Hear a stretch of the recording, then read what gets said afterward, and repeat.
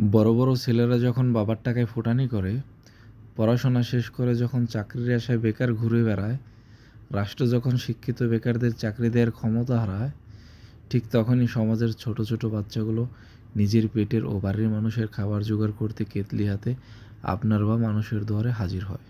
রাষ্ট্র যখন এই সমস্ত অসহায় মানুষদের দায়িত্ব নিতে ব্যর্থ হয়, তখনই এই সমস্ত কোমলমতি বাচ্চারা নিজের দায়িত্ব নিজের কাঁধে তুলে নেয়। এই বাচ্চাটির তো এখন স্কুলে যাওয়ার সময়, খেলাধুলা করার সময়। তার কি এখন কেতলি হাতে মানুষের দোকানে দোকানে চা বিক্রি করার বয়স? ভাগ্য আপনাকে কোথায় নিয়ে যাবে আপনি নিজেও বলতে পারবেন না। বিকালবেলা বসে আছি আমি, দীপু এবং মুস্তফা ভাই। মুস্তফা ভাইয়ের দোকানে আড্ডা দিচ্ছিলাম। হঠাৎ করেই ছোট্ট এই বাবুটি এসে চায়ের ফ্ল্যাক্স হাতে মুস্তফা ভাইয়ের দোকানে হাজির। মুস্তফা ভাই বাচ্চাটিকে ডেকে চেয়ারে বসালেন। তারপর জিজ্ঞেস করলেন, তোমার বাবা নাই? ছেলেটি জানায়,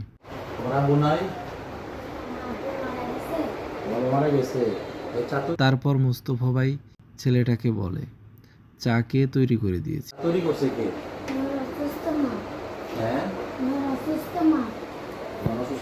তারপর মুস্তফা ভাই তার পরিবারের খোঁজ খবর নিতে লাগলো। ছেলেটি কোথায় থাকে, কি করে, ওর বাসায় কে কে আছে, সে সমস্ত নানা খবর। আমি দেখছিলাম মুস্তফা ভাই যখন ছেলেটির কথা শুনছিল আর তার চোখগুলো পানিতে টলমল করছিল। হঠাৎ করে আমাদের আড্ডাটা মলিন হয়ে গেল ছেলেটির কথাবার্তায়। মুস্তফা ভাই ছেলেটিকে এক পর্যায়ে চা দিতে বলল। ভাইয়াকে দেওয়া আগে আমার টেস্ট তো ভালোই মনে হলো, ঠিক মতো বেতন দিতে পারছি। আমরাও চা খেয়ে দেখলাম ছেলেটির আম্মু বেশ ভালোই চা বানায়।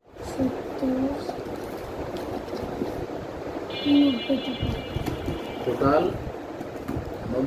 90 টাকা আছে। কয়টা বাজে আসছো? সন্ধ্যা 6টায়। 6টা থেকে এখন বাজে 8:30। অভাবের তাড়নায় ছোট্ট ছেলেটি আজকে এসেছে চায়ের কেতলি হাতে নিয়ে।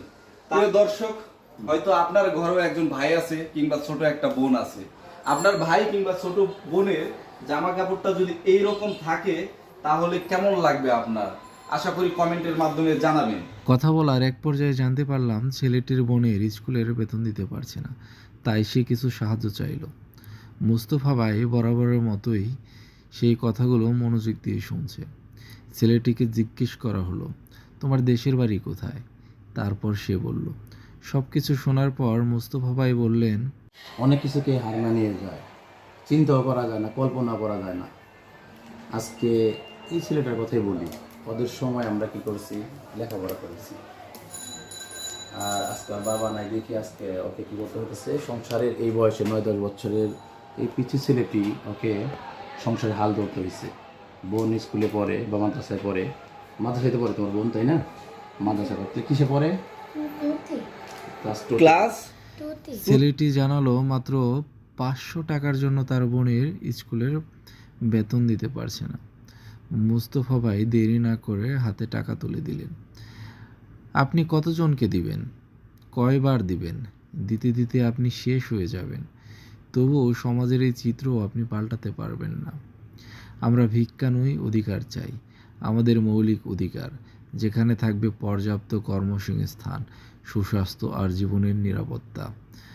আপনার আশেপাশে অনেক মানুষকে দেখতে পাবেন যারা এই বাচ্চাটির মতোই পারলে যথাসম্ভব সাহায্য করবেন।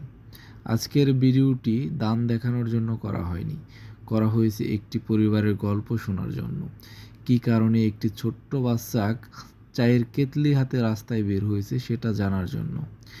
একটি শিশুর হাতে বইয়ের বদলে যদি চায়ের কেতলি ওঠে, তাহলে সেটা শুধু একটি পরিবারের ব্যর্থতা নয়, আমাদের পুরো সমাজের ব্যর্থতা।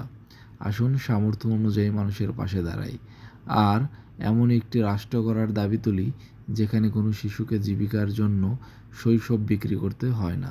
ভিডিওটি ভালো লাগলে সবাই কমেন্টে জানাবেন আর সমাজকে মেসেজ দেওয়ার জন্য শেয়ার করবেন। ধন্যবাদ।